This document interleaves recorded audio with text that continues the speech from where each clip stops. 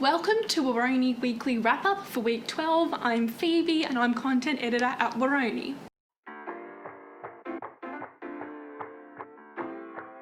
The final week of semester has seen media attention divert from the COVID-19 pandemic towards the global Black Lives Matter protests. On Friday, the Canberra protest was held ahead of multiple other protests across the country on Saturday. These protests called for recognition and outrage on behalf of Indigenous deaths in police custody and the high rates of incarceration of First Nations people. Protests across the US have grown bigger and bigger, with all 50 states having a Black Lives Matter protest.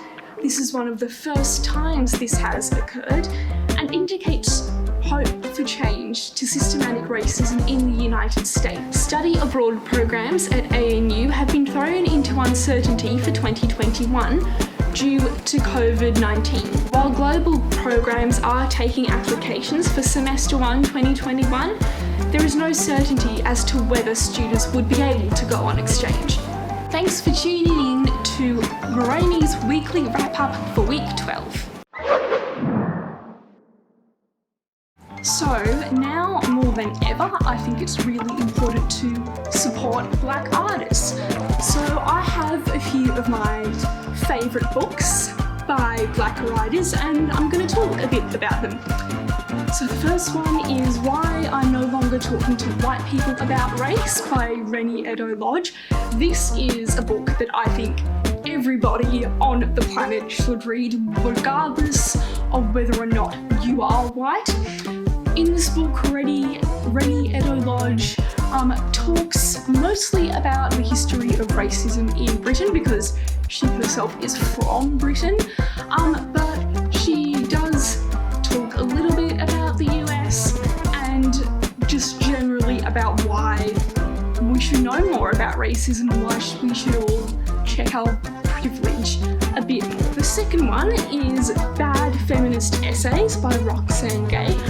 Roxane Gay is one of my favourite writers of all time, and she kind of defies mainstream white feminism and presents feminism in a more intersectional way.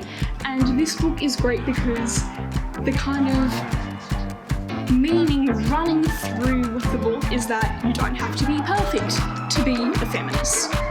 Would highly recommend. And number 3 is The Hate You Give by Angie Thomas.